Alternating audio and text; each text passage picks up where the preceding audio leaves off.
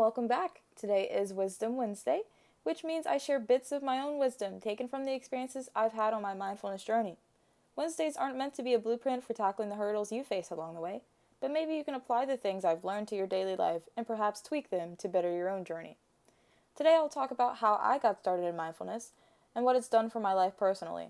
This story may sound a bit superficial or overly relatable, but it is my story nonetheless. I hope you can enjoy listening while you go about your day. All throughout my academic career, I was a highly stressed, snarky individual. Of course, this was no secret, as everyone knew, and I knew. Around my senior year, I began to realize just how snarky and stressed I really was. I was drowning 2 energy drinks a night, staying up forever to balance work and school, and sometimes I would even scoff at the idea of me ever not being stressed. I was so absorbed in my own chaotic academic life with all the AP homework and college apps, I didn't ever do a mental check-in. I would just tell myself, I thrive on stress. It's okay. The moment I realized I had mentally checked out was graduation day. All my academic life led up to that moment, but for some reason, I felt no relief. I had gotten into an amazing school, graduated with great honors, and my family was more than proud, but still something was missing. Of course, I was like, awesome, I'm out of high school. Don't have to do that crap anymore. But still, something was missing. I tried to mull it over, so much so that I became a bit obsessed with my feeling of inadequacy. I found myself asking, what the heck did I do for 13 years anyway? Sure, I was an AP scholar. I got into a good school. Had some great friends. But what about me personally? None of those things are me. I found out that I had just been going through the motions.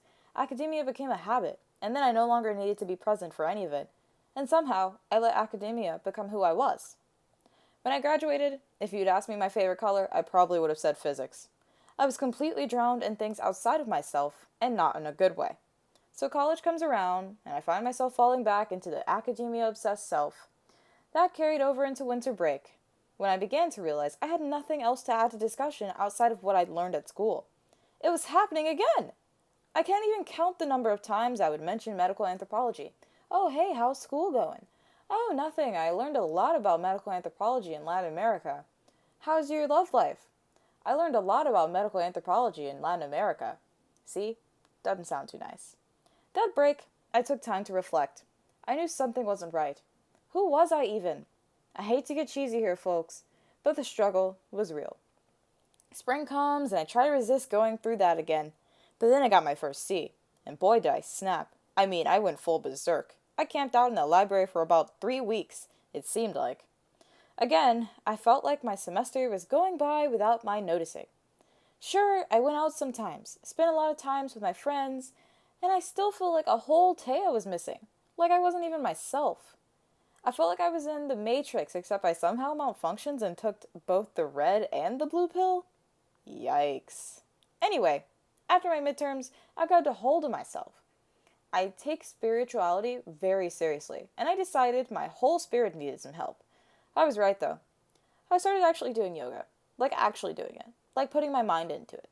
In the past, I just did it to stay fit, stay healthy, and probably skip the gym. But at that point, it became a process. It's called a yoga flow for a reason, guys. You have to actually flow into it, become one with yourself.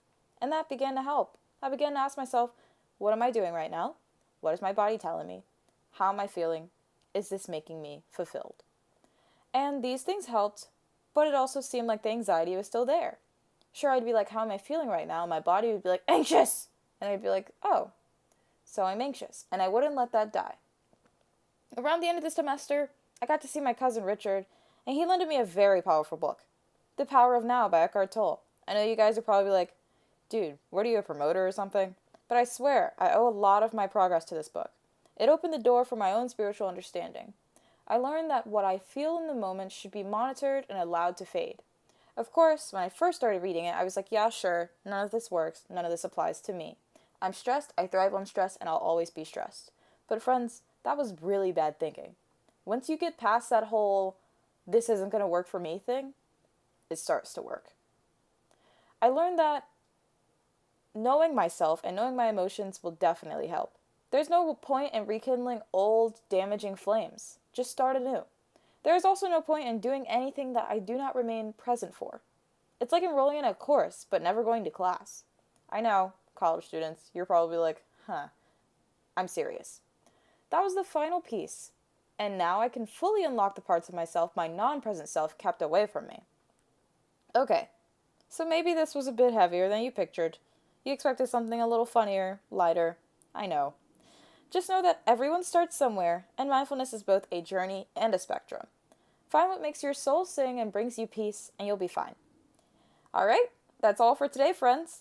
Namaste, have a great day, and see you all on Monday. If you're new to mindfulness or are a mindfulness veteran and are interested in College Girl's take on self-help and reaching enlightenment, hit that like button, and don't forget to subscribe for podcasts every Monday and Wednesday.